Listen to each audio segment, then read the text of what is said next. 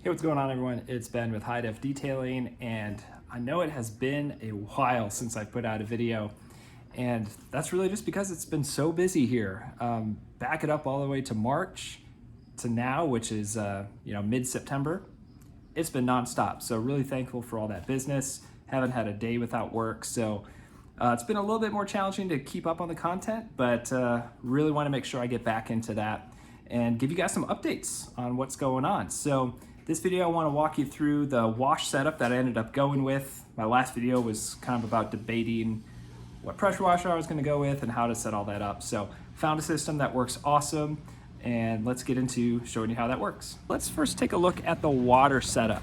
In my last video, I was debating whether or not I was going to have water actually ran to the garage and do that, underground, actually really hardwire that in. And it was going to be $5,000 to $6,000 to do that. Figured I'd be better off saving that money towards a shop in the future. So kind of went with this little quick fix on how to make it work. So I'm going to flip the camera around and show you guys what I'm talking about. All right, guys, so let me show you what we ended up doing here. So I wanted to get water into the shop. Didn't want to spend $5,000 to $6,000 to run the lines actually in the ground. So opted to just find a way to get water through the wall and inside. So just ran some plumbing here and put a threaded pipe right here so I could attach a quick connect right there, and basically just run the hose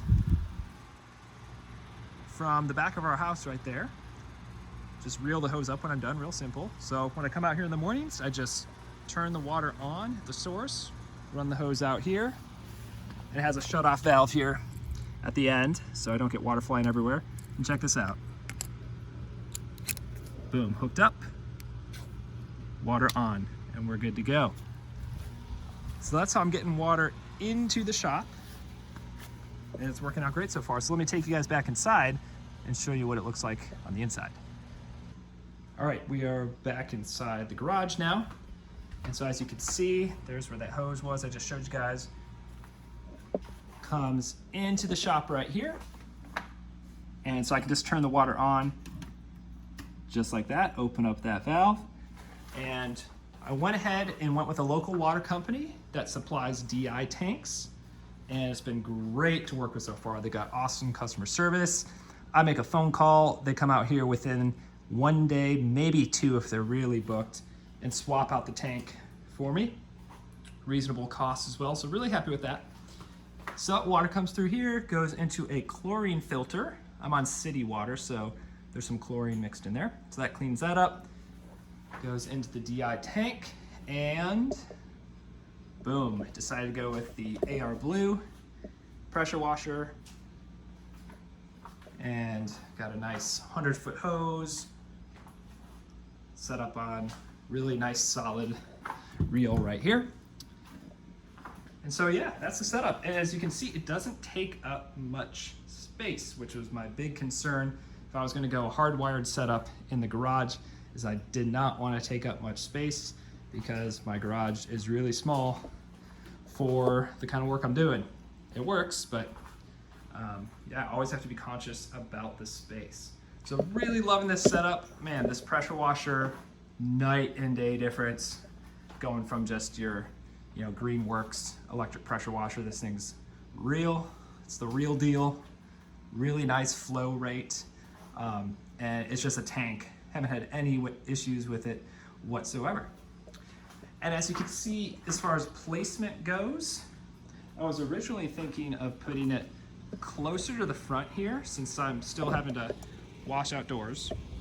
I was thinking about putting it over here somewhere, but I have this electrical box here and just didn't want to deal with any risk of water getting close to that. And it actually turns out it was a really smart decision to move it down here, because the first couple times I hooked it up and was testing it, didn't get all my connections tight and water went everywhere all over the wall. So that would have been bad if it was over here. So this area works great, and it's just perfect with the way the water runs in here. I kind of keep this just tucked away back here. And like I said, I have a 100-foot hose, so I can actually run it all the way down to the end of the driveway, and no worries right there. So one of the things I want to point out with this new wash setup too is we have these shut-off valves. So I actually have this one pipe running right down here as a bucket filler. So, like I said, we've got the water turned on, and can just open up the valve right here and fill buckets up right inside the garage. And that alone has been a lifesaver on time. Not having to run back inside the house or run over to a different, hose setup. I could fill up my extractor out here. It's just been a lifesaver to have that. And then I could turn this valve on and off to control the water up into the pressure washer. So that's been working out great. And check this out. Got the new custom high def wash, rinse, and wheel buckets. So these have been working out awesome. Got the labels on the side so you can see how much you're filling up. I always do 3 gallons of water. And the nice thing about these is the labels won't peel off, because in other buckets that have stickers, I found that the stickers go below the little dolly carts here if you've got these. And that was something that always annoyed me on other ones, is they'd bunch up and eventually start peeling off. So as I was working on these with my designer, we wanted to make sure that the label stayed above this spot right here. So the stickers don't go below that, and so they're gonna stay on there and always look great. If you're interested in purchasing some of these buckets, just let me know. I've got them available on my store, as well as grit guards, and of course, wash supplies, maintenance supplies, towels, all that good stuff. All right, guys, so there's the update on the wash setup. It's been working phenomenal. Really don't have any complaints at all.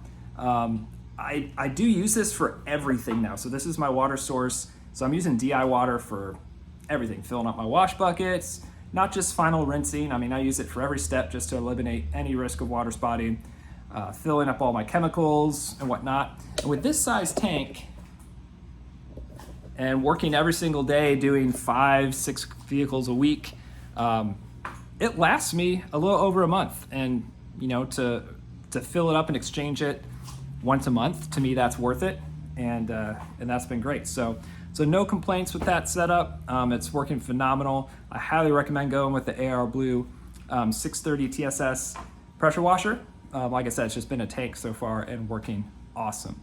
Now, as I get into the winter, I have to get a little creative with the setup here, because the hose is above ground.